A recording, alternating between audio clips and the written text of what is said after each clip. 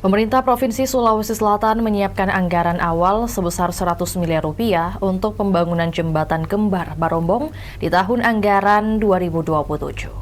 Kepala Dinas Bina Marga Sulsel, Andi Ihsan, usai rapat koordinasi bersama pemerintah Kota Makassar di kantor Wali Kota Makassar Selasa 26 Mei 2026, mengatakan pemerintah Provinsi Sulawesi Selatan sudah mengalokasikan anggaran awal untuk memulai pembangunan fisik jembatan.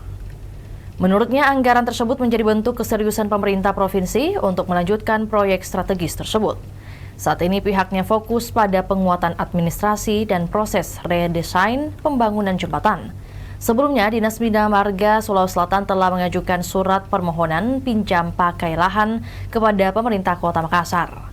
Permohonan itu diajukan sebagai bagian awal penyusunan detail engineering design atau DED. Namun, mekanisme tersebut dinilai belum memungkinkan untuk dijalankan sehingga dibahas alternatif solusi lain. Salah satunya melalui SPJM dari Kepala Daerah selaku Wali Kota. SPJM tersebut dibutuhkan sebagai penguatan legalitas dan akuntabilitas untuk melanjutkan proses redesain proyek.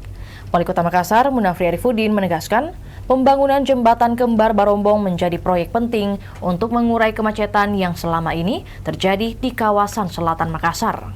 Ia menyebut kawasan Barombong merupakan salah satu bottleneck atau titik penyempitan arus kendaraan yang cukup parah pada jam sibuk.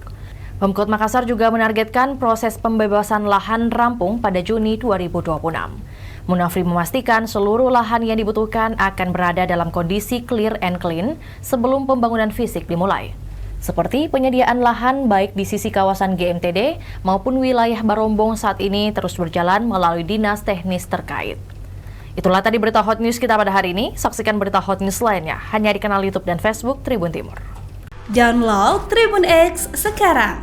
Menghadirkan lokal menjadi Indonesia.